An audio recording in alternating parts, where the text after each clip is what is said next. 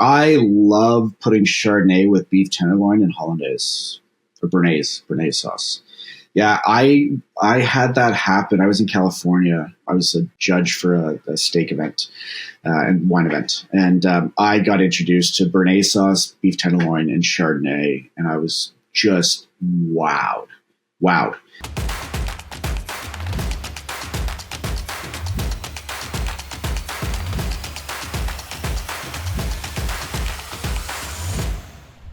Welcome to another episode of Whisking It All. We're joined today by Christopher McFadden, the founder and career coach at the McFadden Group. I was looking forward to this conversation. So first of all, Christopher, welcome to the Whisking It All show. Oh, Angelo, thank you, man. This is exciting. This is great.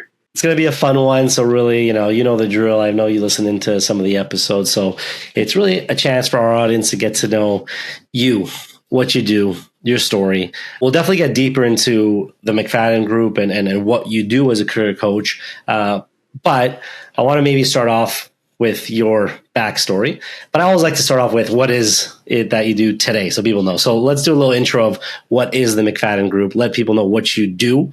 And then we'll circle back later on in the episode to really go through the details there, okay? Ah, awesome. That's fantastic. So I do hospitality career coaching. Where I focus on developing individuals' emotional intelligence to help align their core values to direct them correctly in the career moves that they should be making. I love that. And we're definitely going to get deeper into that because, who can't benefit from coaching, right? Honestly. So we'll get more into that and the things you do and how you do it and your philosophies. But I always like to understand how people got to where they got, the kind of the why. So let's go back to the start, what made you fall in love with hospitality? It's usually one of my first questions, no matter who I'm interviewing, because I always like to understand what led them to the hospitality world. So go for it. You tell me, what led you to hospitality? I worked in retail when I was a kid in my teenage years at a sports shoe store here called Athletes World, which was like Foot Locker. But it was I was 13 years old and I kept applying and I couldn't legally work until I was 14. But I just kept dropping off resume after resume after resume at 13 years old. And the day before my 14th birthday, they hired me after 9 resumes. Wow! And I fell in love and I think hospitality is not just the food and beverage side of the world. It's that gesture of how we take care of people. And yeah, I guess I was just drawn to people at a younger age and working at a golf course when I was 12. And it was funny. My dad and I played at that golf course last summer and I went into the space that I started at 12 years old and taking care of people. And I did retail for almost 5 years.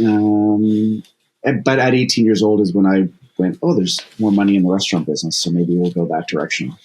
And it was just that between the idea of high school and what's next.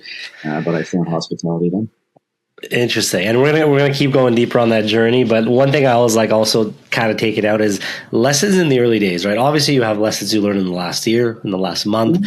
But sometimes there's lessons that stick with you from, being a young boy. So any lessons that you can look back and say, you know what, those are some interesting things I picked up from my, Foot Locker days or my golf, working days. Yeah. The day I got hired at Athletes World, I thought I was in the bubble of them knowing who I was. And I walked into the stock area on my first day and I saw my GM, his name was Glenn. And I looked at him, I was like, "Hey punk, how's it going?" And he goes, "Pardon me? Start again." And I was like, "Oh, okay." And it was about knowing your place.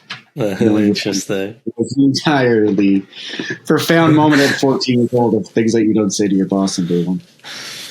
Man, better you learn those lessons early on. That's awesome. And so kind of look, you're working in retail, you're learning the ropes, you get more into the, golf clubs and country clubs. What's next, right? Because you've been at this for a while. I know you're also, a sommelier, you have a ton of experience. So what happened after that? I did restaurants for 25 years. I fell in love with wine at 20 years old when I was living in Lake Louise. I was an actor through my high school years into that being my career, and then pivoting into going and taking a break from being in Toronto and New York to Lake Louise. And I fell in love with wine when I was with Fairmont Hotels. And I knew that I was going to kind of move traditional university and college aside, and that my goal was going to be getting my sommelier diploma. And I decided at 20 years old was that this was the direction I was going to go, that I wanted to be a part of guests' experiences, but in a bigger light. And that's what drew me into it. So I fell in love with wine. Yeah. Interesting. And for people who don't know, like, what does it take to become a sommelier? Like, I know you mentioned sommelier diploma. Like, I'd love to share that with our audience because I'm sure they're interested in learning. I think it's amazing now. So my training was with the International Sommelier Guild, who was really it in Canada. They were the Canadian Sommelier Guild that became the International Sommelier Guild. And it was long. I had pre-sommelier courses to do. My final diploma was 9 hours a week in class for 28 or 29 weeks. And things have shifted a lot over the last 25 years since I've done it, where WSET has highly become super involved in Canada. Quartermaster sommeliers in the US is now expanding their wings, into over the borders and offering opportunities here.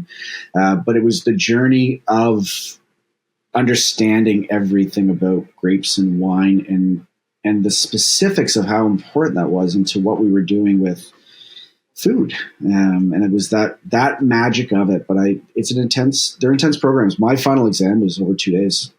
And it was aggressive. Like the blind tasting was 20 wines in 3 hours. And it was, it was definitely a moment, but the intensity of it is huge. And we see great movies like, the Somm series of movies. There's an intensity to it because there's a perfection that goes into, with winemakers putting this much time and heart and love into it, and then waiting years until that vintage is pulled and created. I think it's that magic. It's the magic of what it takes to create something that's alive, and that was a big part. That's really cool. And I know there's levels to this. I remember at WISK, this was a while back, we were setting up a really cool restaurant. The restaurant slips me, but it was in a hotel, and turns out one of the guys we're dealing with was a master sommelier, and I don't even know exactly what that means, but I know he told me there wasn't a lot of them. So I'd love to hear from you. Like, what are the levels to this thing? Because it made I didn't appreciate it so much until someone told me, like, do you know like how hard it is to be a master sommelier? And I was like, no, I don't actually. Watching the movie Somm was so just prolific for every sommelier out there to see what was possible, but the depths of how to get there, what that looked like. So for the quartermaster sommeliers, there's, certified sommelier, which is your starting point, right? And then applying for your advanced. And I think it's getting invited to write your master's. But I have friends and colleagues that have gone after because you do your theoretical first, I think it is. I may mess this up. It's tasting and theoretical are the two components to it. Got it. And the service component, I think, tied in with that. But I have friends that have done their master's theoretical 6 or 7 times and have not gotten past that yet. The ones that have their walls are just hand-drawn maps of everywhere in the world. Because the intensity of what you need to know is everything. It's everything. Becoming a sommelier is great.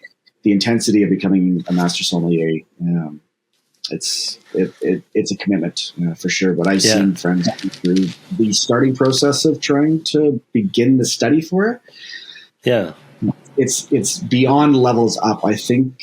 Yeah, it's the hardest exam that nobody's ever heard of, I think, is the tagline. That's a good one. Yeah, okay. Yeah. That's a good one. We're gonna snip that. I like that. It's the hardest exam no one's ever heard of. That's fair. For those that have done it, I applaud you. But I have friends that are advanced sommeliers and educationally are beyond, and the master level goes up. Once more. And look, we'll definitely keep going through your journey, but I want to just zoom in a little more on the sommelier, just because we have so many restaurateurs, bar managers, chefs, sommeliers that listen in. So to those people who are maybe sommeliers or aspiring sommeliers are listening in, they're working up their way up in the restaurant scene or the bar scene, and that side of the business interests them. Any advice you would give to those people who are aspiring sommeliers? Yeah, be safe. I have to throw this in there, is that I didn't realize that drinking wine all day was going to become a problem for me. I quit drinking. I've had a speed bump and a hiccup throughout all this, but May 12th, 2017, I decided to hang up the glass, if you will. I was drinking too much. And I didn't pay attention to that being a thing because it was a part of my profession. Sommeliers drink wine during the day. This is what you do. This is a part of it. You do your inventory. Somehow your inventory is magically put together. There's elements to the reality of what that life looks like. And then the restaurant culture life of just going out and having a couple beers and a couple shots to cleanse my palate from the day of wine. It was not that it was uncontrollable, that I was maliciously going out to get drunk. It was just a part of the job. And I mismanaged that personally. Because it became now a mismanagement of it professionally. And it was interesting because when I did quit, I started tasting wine again a couple of years after I quit drinking, thinking that I could have control over it. And I slipped on that again. So it'll be 8 years on May 12th since I've had a sip of hard alcohol or beer. And it'll be 3 years September 4th since it's wine. But my big thing, quitting drinking and still doing the business, and I think this is such an attribute to understanding the study of it, was the tasting component is hugely important. But when that becomes a problem for you and you need to survive in the business because it's your livelihood, I had 17 sommeliers in Western Canada reach out to me and say, how did you do it? Like, how were you able to stop that and still do this? And it was a complete backwards looking at it going, because I'm educated in it. You're educated in it. We know what Sancerre tastes like. And yes, there's different components of how it's created and what's being done in the wineries and what's the final outcome of it. But the study of it is going to give us enough premise, I think, after 20-ish years of doing this, that it's not just the tasting that's the component. It's the understanding of what it is that is a part of a guest's experience to be able to enjoy with the meals. And I think I did better pairings when I wasn't tasting and when I wasn't drinking. And that's super interesting. Yeah. So I think my biggest piece of advice is just do your best to keep yourself on your own leash, because it can get away from people. You can get away from people. No, thanks for sharing. Thanks for being vulnerable. I think it's very real, very raw. It's what we love about this podcast. We get real people to share their real life experiences. And, I love that. I mean, I don't love that habit, but I love that you can share and you came out on the other side and, now you're giving real life advice, which I think is really cool. So thank you for sharing that. So for aspiring sommeliers listening, I think that's some really good advice. And I'd love to, getting back to kind of the journey, like how did your journey look? And we'll zoom in a bit here and then we'll get to the fun stuff, which will be, the McFadden Group and how you do and all that kind of what you do, how you do it. But I always like to understand. So, through that sommelier journey, what did that look like on the kind of venue side? Like, were you working in hotels and regular restaurants and fine dining? Like, what did that trajectory look like? And what are some lessons you learned along the way there? It was interesting. I think my biggest pivot was realizing too, though, as a sommelier, it's not you just join a restaurant and somebody gives you a wine program. You still need to learn how to run a room, and that management role has to become the first thing you do before somebody goes, here's the book. Good luck, build a wine program or continue the wine program. Right. So I was living I lived in Lake Louise in Banff for a few years. And when I met my wife in Emerald Lake, BC, we had moved to Calgary a few months after getting to know each other. We've been together 20 years this year, which is super cool. But we got to Calgary and I got hired at a restaurant called the Belvedere. And the Belvedere, this was in 2006, I got hired. And the Belvedere was at one of the pinnacles of Canada. And I got hired and all of a sudden I was learning and I got hired as a waiter into 3 months later, my owner saying, hey, I need somebody to run a room for me. And he then gravitated me into my first official, technically GM position, but I had a very, very firm French chef who was like, don't call yourself GM. That's the guy that pushes papers. And I was like, well, you need to be the French guy that says, call yourself maitre d', right? I think that's the right title for this. And I was like, okay. He goes, yeah, you're going to be doing GM stuff, but right, maitre d' as a title and sommelier. Learning from an independent owner was so paramount in understanding the business, was that it wasn't being managed by a huge back-end corporate office or a different department that was handling everything. This was the owner at the desk, at the computer, when all of a sudden we were getting charged for gas from suppliers, he was sending them an invoice for cutting a check. And I was like, what? And he goes, well, yeah, here's $3. $1 more than the $2 surcharge was for gas, but $3 charge for me to print an invoice, write a check, cut a check. And I was like, what are we doing? And he goes, it's the business that we're in. And I was like, okay, all right. Well, this is like, okay. But I understood the difference of that, the sincerity of the independent guy that was running one of the best restaurants in the country, only the best restaurant in the country, one of the best restaurants in the country, sorry. And watching him do the work. Like when you walked in the office, he was there smoking cigarettes, and that was the gig. But then going into the corporate world, I was now taking all of the hands-onness of running a restaurant into finally getting the 800 bottle wine list, into now being able to gravitate and grow that. But it all came from the simplicity of paying attention to one person teaching me everything, because he had done it very well. So then getting into the corporate world, when we were in Vancouver, I was with Highs of Canada Steakhouses, which is the oldest steakhouse company in Canada. I had spent time in larger organizations as well, but I was constantly looking for that independent place again, because I missed it. I missed that sincerity of doing all of this stuff, not on my own per se, but in a much more bubbled environment. So we're in Vancouver, where your ideas can actually come to life, and where you can kind of make more of an impact a little faster. So I bounced a bit with that, and then all of a sudden I realized that the independent guys weren't pulling the weight of making sure that a paycheck was every 2 weeks, and so I ended up back, and that's when I was really with Highs for 5 years or so. And then I became a partner in a restaurant just outside of Vancouver, where I was with them for about 4 years. And then that's kind of led to where I've gotten my life to today. That's awesome. And I got to ask you, during those 20 plus years of experience, were there times or moments where you kind of just questioned staying in the industry? No, I love it. I love this business. That's awesome.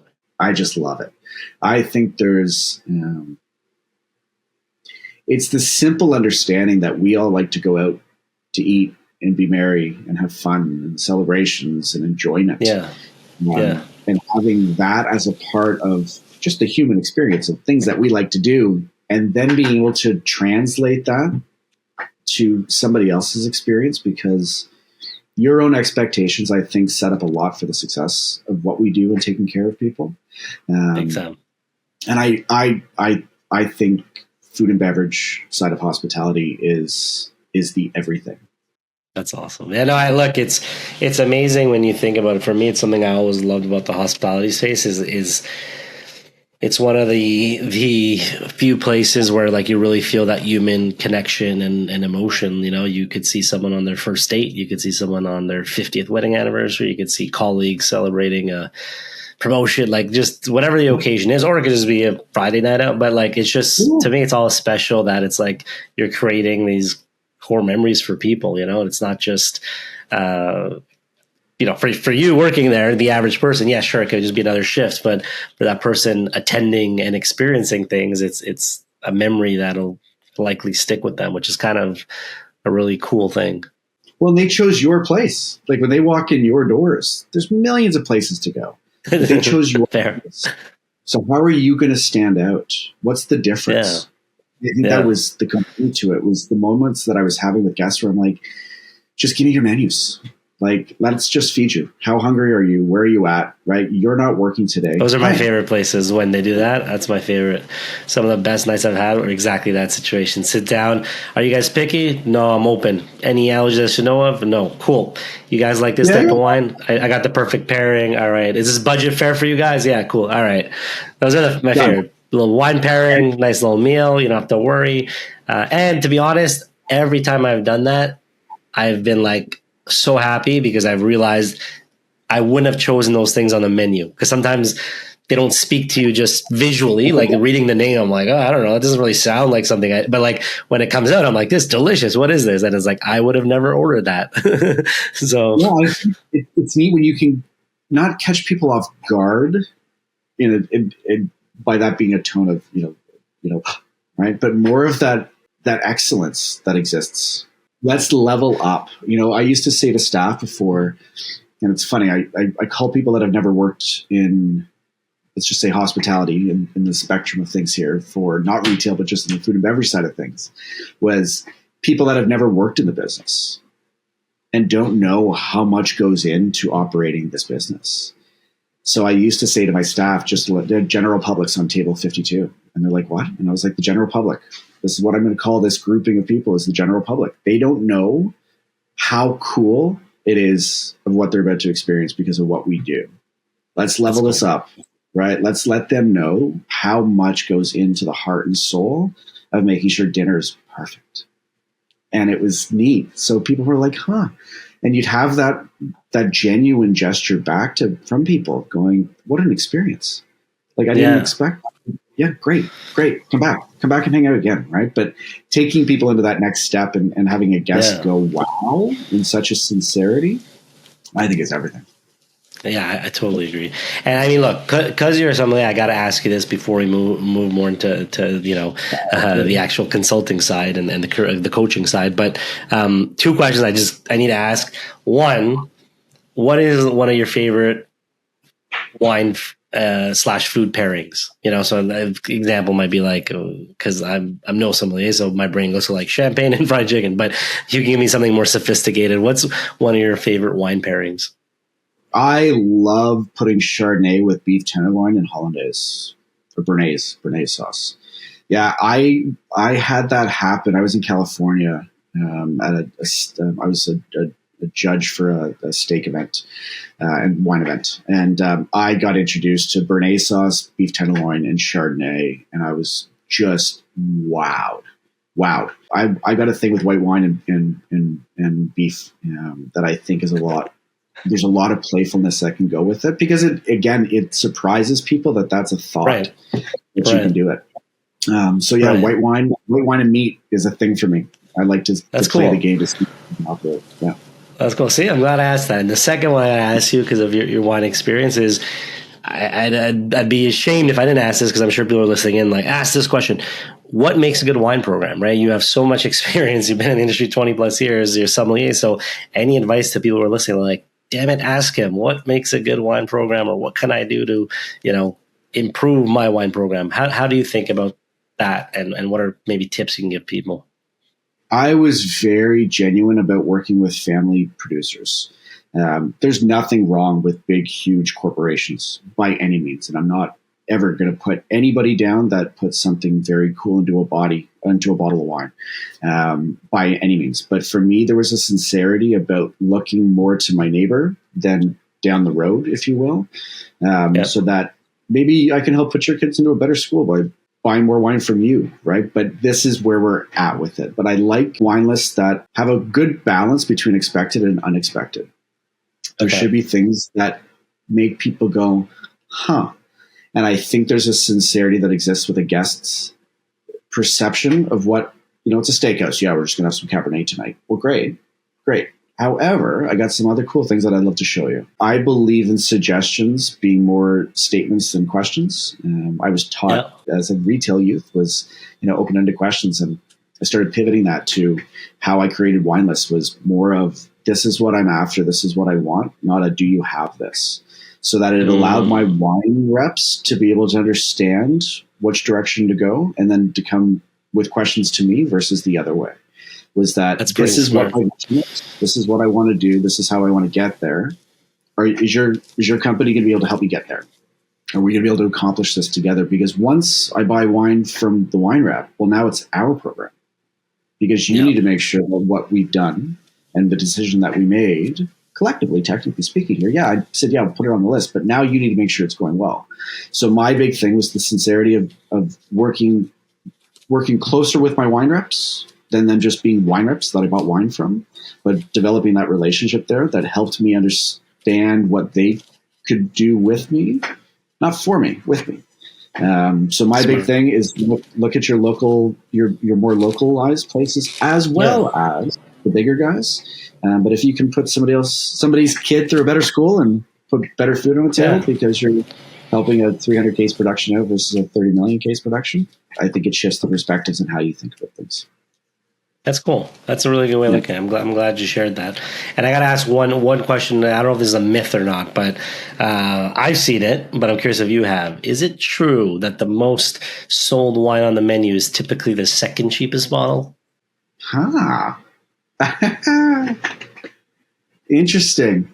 I'm not going to confirm that in full truth, but now that I'm looking at it, yeah, you know what's funny is that you'll sell more wines at $99 a bottle versus putting them to $100 a bottle. And I did that as a There's so much pricing psychology, right? Right. It's just, and I'm like, it's just a zero. People are like, what? Yeah. Theoretically, it's nothing, right? Even though because I've heard people. That's a good one, right? Like the zero. Another good one I heard is like, yeah, sometimes people don't want to buy the cheapest, or the cheapest is 65 and the next one up is 72. People buy the second one, or another good one that I've heard, which makes sense because, again, I can't say for sure because I haven't created a wine menu, but it works in other industries is, price anchoring. So you might put like a super expensive bottle of wine and then put your other wine. So then if you're starting at 400 and you see some $90 bottles, it feels reasonable, but, I'm sure like anything, there's menu psychology. I'm just curious about the wine psychology, Yeah, I think it's neat because one big thing that I learned was, especially when you're getting into really expensive stuff, like I sold Scream Eagle Cabernet by the glass for $750 a glass. A glass. Pumped out $30,000 of it in 2 weeks, and I had Harlan Estate beside it. So for $1,250, those were two 6-ounce portions of the wine on the table. But we were the only restaurant in the world pouring this by the glass. We did it with Corbin, and it was amazing. But at $750 a glass, right? I didn't pay $150 a glass for it. Like Screaming Eagle's an expensive wine. It just is, right? So it should have been on my wine list for probably $7,000 or $8,000, but I put it on my wine list for around $4,000, and only put a profit on it of about $1,200. Because the difference is that if that's what I'm going to rely on making a bunch of money on, then I don't have this right. What if I was the place that became more accessible for somebody to make an investment tonight? Yeah, not everybody goes out and spends $4,000 on a bottle of wine. However, if the restaurant down the road is charging $8,000 for it, well, then maybe we can sell 2 and make a couple grand, right? But I believe in pulling corks and creating a little bit more opportunity to sell versus an ego to sell. And it makes a difference. It shifts perspectives completely. My biggest thing that I always find that was an issue trying to explain to guests, people are like, that seems expensive for a 9-ounce glass of wine. And I was like, it's a third of a bottle. And they're like, what? And I'm like, well, if I charged you $60 for the bottle, you wouldn't have a problem with that. But you have a problem that I'm charging you $20 for a 9-ounce glass. Yeah. They're like, like 25 ounce divide by 3. It's holding somebody's hands, right? And it's reading reviews of restaurants that are like, their 9 ounces are really, really expensive. I think that the greatest thing is present yourself in a very fair way that you can be profitable, but in a stronger way where you can do, I'm good at sales. I am, and I'm blessed for that. But again, I think about it differently, and it's, suggestions and statements versus questions and yes or no's. And, I've had wine programs that I did 150, 160,000 more in wine sales year over year because I thought about it differently, right? And it wasn't about trying to achieve that. And it's not bragging about it here, but the difference is that we can make something more of this because we're creating more opportunities to sell wines in general for people that give them a chance to, invest in a $90 bottle tonight instead of a $60 bottle because it's $120 down the road usually, right? Is that price yourself into a model that becomes accessible for people not to be nervous to ask. And be fair and confident that you'll sell more by putting more people in the door because you have a better wine program that's offered at a better price because it's more versatile to everybody and not just a certain demographic. Makes sense. I like that. Thank you for sharing that. And I wonder, right? Like as a sommelier at the time, right? You knew you still know all these wines and the ins and outs, whatever. But a big part of the sales force is the servers, right? Like they're getting asked questions, and so obviously training employees on the menu and on at least some of the wines is important. How did you go about that? Because I know that's something that, like, if they're not knowledgeable, if they don't know how to suggest the right things, that's obviously affecting sales negatively. So how did you go about making sure your staff was empowered to kind of do what you do to a lesser extent, but to some extent, right? Well, I think the thing is that I'm there with you, right? But the Buy the Glass program, it's funny because you'll have a lot of people in general go, well, the Buy the Glass program is probably the easiest thing to write. I'm like, that's the hardest thing to write. That's the thing that you first look at. So if that's not interesting, you're not going to flip the page. So I used to drop off wine lists to guests at tables, and I would I'd sit back and kind of, not creepily watch, but kind of peek at observe. this. Yeah. And my staff were so well versed on the Buy the Glass program, because our Buy the Glass program had not continued changes to it, but we had more flexibility and having fun with editing things there, because you're not committing to, just this is going to be on the bottle list all the time. But the Wine by the Glass list has a little bit more fun and a little bit more funk, I think, to it. But it has to be the magic behind knowing the rest of the wine list itself. And that's where I have the opportunity to hop in. So my expectation for, if the staff were, and my team, if the team, had this opportunity to know that Buy the Glass program so strongly and well, they could then have that additional comment to it of going, if there was something that you wanted to look in a little bit deeper conversation, Christopher, our sommelier, would be happy to come over. I would always try to have my team time their timing to be at the table to listen as I was now having a conversation with the guests, so that they can ingest little bits of more information for themselves. But my biggest thing was the team Buy the Glass is huge. And I think there's way more effort that needs to go into understanding a Buy the Glass program, because it's the hardest thing to build as a sommelier, because it needs to be the reason why somebody wants to look through the next 27 pages of your book. If they're not interested in your Buy the Glass list, they're not interested in everything else. That's the tease. That's the tease. I love that. Well said. Okay. These are great nuggets that I think we'll be able to share with our listeners. It's super cool. The moment we've been waiting for, right? Like what made you transition into, the McFadden Group? So like you've been doing all these cool things, being a sommelier, running restaurants, fine dining, bigger groups, hotels, you name it. And then now you decide, you know what?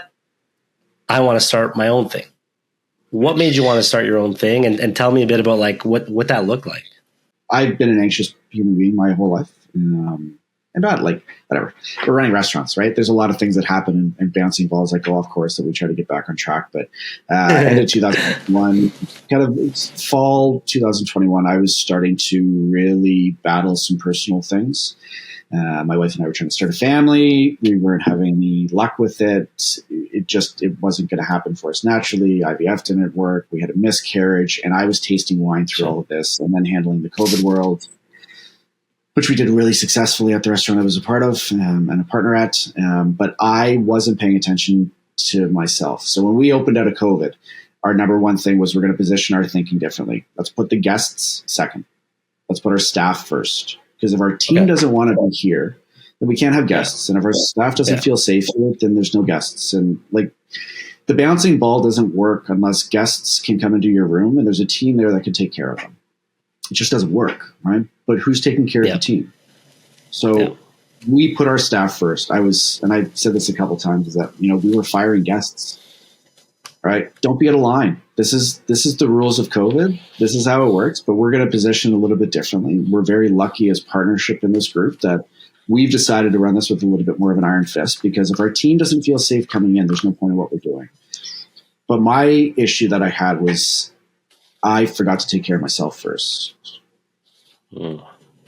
So as I was very much a happy smile outside of it and looking like I was getting through it, I wasn't. Yeah.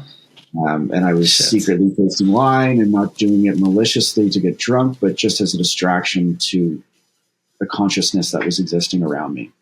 And my wife and I we're pretty cool. We're waiting to be matched for adopting a child through the foster care system and through Children's Aid.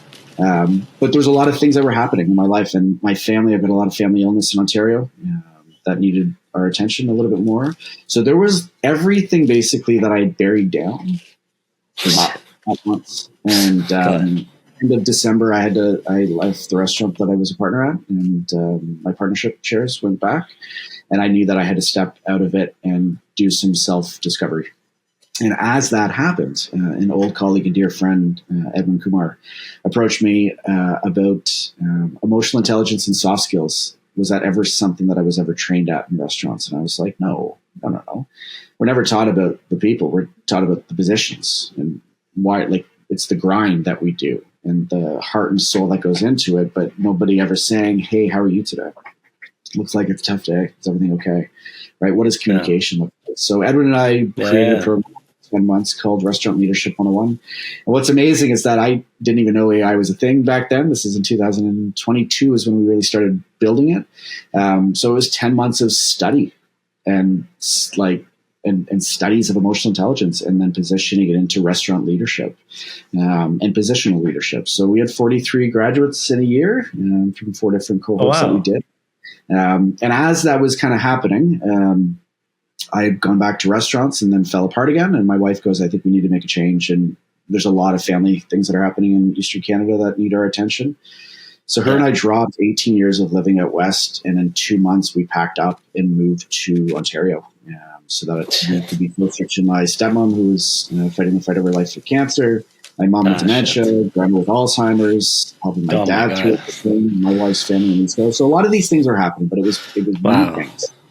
And McFadden Group, and very sadly, in the 2 months that we were making the move, I was home in Ontario for 2 weeks because my stepmom was not coming out of hospital, and I was here with my dad when she passed away.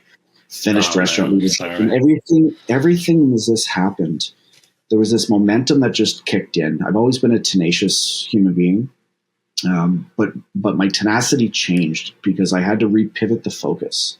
And all of a sudden, handling 2 visitations, a funeral, intense 2 weeks.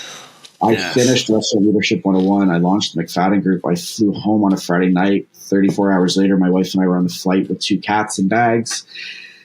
And we were moving to Burlington. And now the McFadden Group focused itself on really developing people, teaching them their soft skills to develop their hard skills. And that was great. And it was a new thing that I was doing.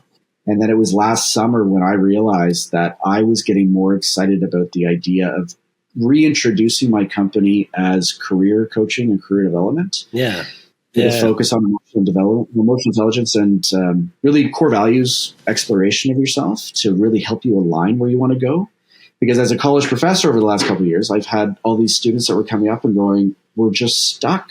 And a big deal was the international students, because being 9,000 kilometers away from home, now here, living an hour apart from friends and colleagues that you only see when you're downtown Toronto, there was this big bag of emotions that were happening with students. And I'm very transparent in conversation and very honest about things. And in the last 3 years, I've gotten my coaching certifications in hospitality leadership, addiction and recovery, and emotional intelligence, with masterclass certifications in emotional intelligence and relationships.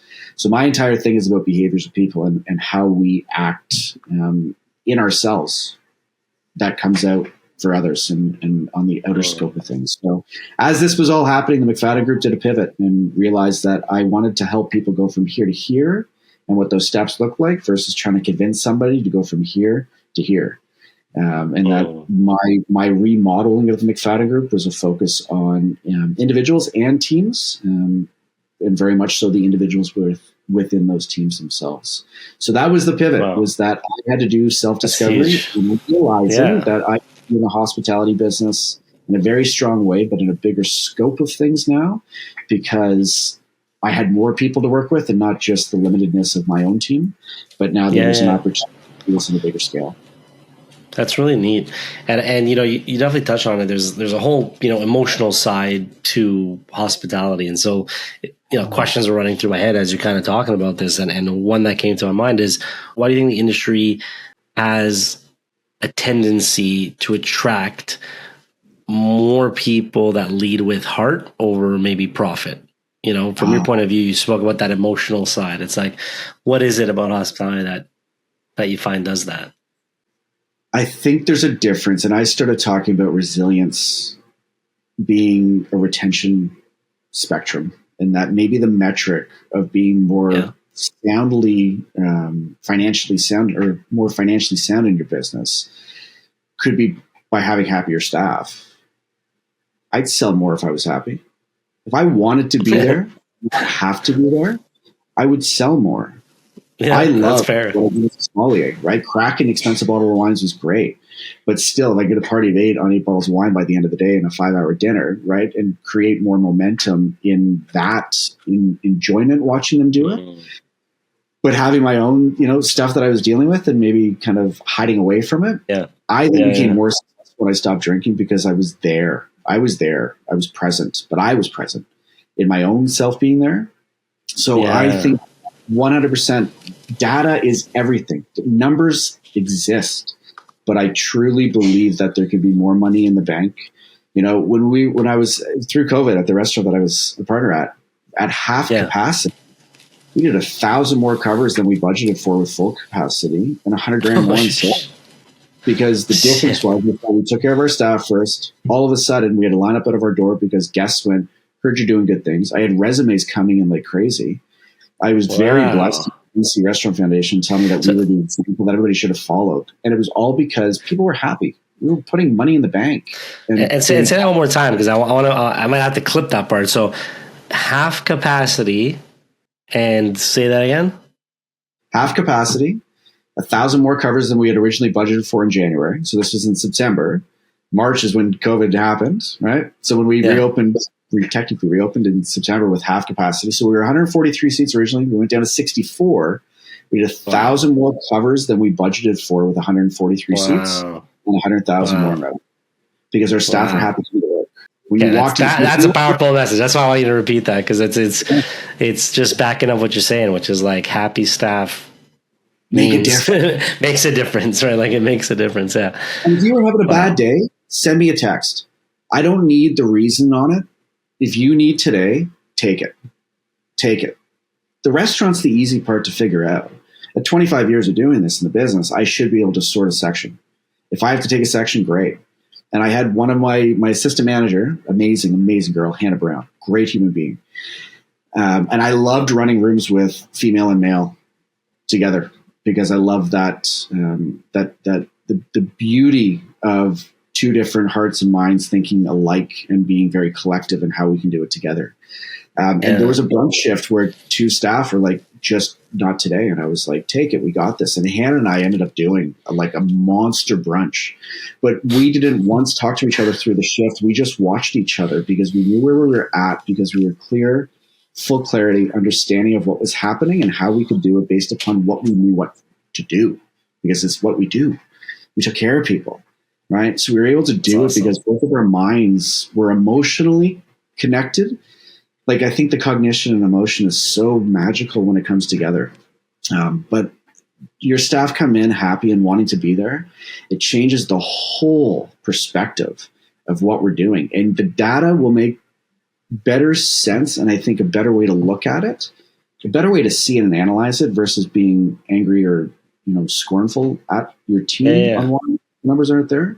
But I think if the more heart that we put into the people, because it gives them a chance to know that they can put more heart into your business, the stronger the model just works out. You keep a team there, great, right? I had waiters that worked for me at Highs for 50 years and retired it. Wow.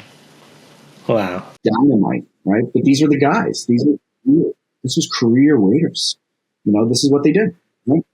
That's amazing. So look, I know people listening might be like, okay, I'm sold. Keeping staff happy makes sense. So I want to do 2 things. One is I want you to give maybe 1 or 2 little nuggets on ways they can maybe keep them happy as a tease. And then I want to end off by how can they find you, more about the McFadden Group. So if they want to actually get some career coaching and implement all these strategies, they can reach out to you. So let's start with the first one, just dropping 1 or 2 pieces of knowledge on how can you practically, what are 1 or 2 things you can do to make your staff happier if someone's listening in today? I think the more we pay attention to them, there's a big conversation that's come up over the last couple of years about stay interviews, and interview the people that are with you, right? Rather than just the new ones that are coming in. There's always new attention for the new people that are there, right? Well, what about the ones that are with you and staying with you? I started realizing how important goal setting was for my team. I one day I just had this realize that we have to do goal setting. We got to see what's going on with the team. What do they need from me? Not this is what I need from you. Let's reverse this, right? What do you need from me? And what are 3 goals for yourself in the next 3, 6, and 9 months, let's say? And what they didn't know, though, is that I was putting their own goals, my own goals for them together at the same time. So when I sat down and had a conversation with them, it was neat because they're like, so these are my goals. And I said, great. Anything else? And they're like, no, I feel good about it. I said, perfect. These are my goals for you. And they went, what? And I said, this is what I have for you in the next 3 months. And they're like, oh, excuse me. I didn't know you were gonna do this. And I said, well, yeah. Cool. Then there would be no part of this being a relationship that we're having if I didn't have a hand in letting you know what I have hopefully set up for you. This is where I want to get you, right? And then all of a sudden, the tone back was, can I redo my goals? Sure you can. Is that you're not just somebody on the schedule, right? The difference is that I'm paying attention to you.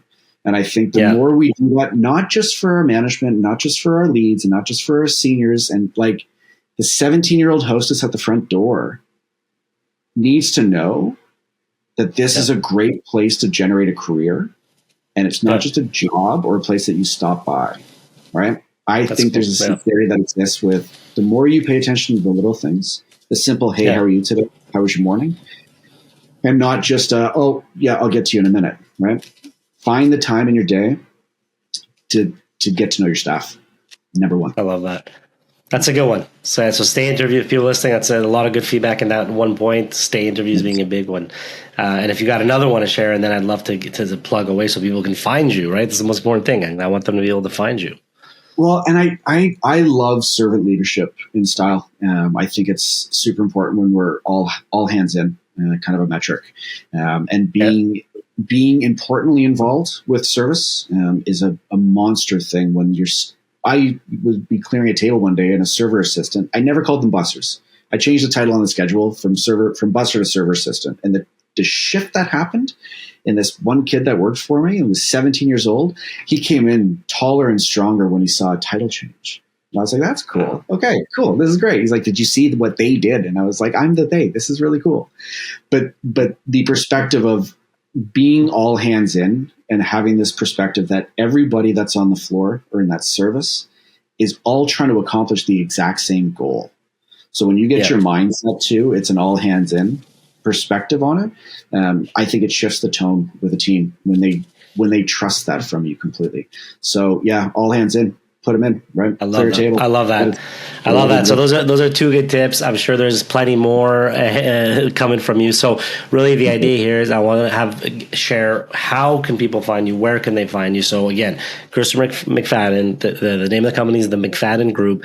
I want to hand it over to you. Websites, LinkedIn, socials, whatever you want to plug. Yeah, great. So I very heavily use my personal LinkedIn and tag my company into that. So Christopher McFadden on LinkedIn.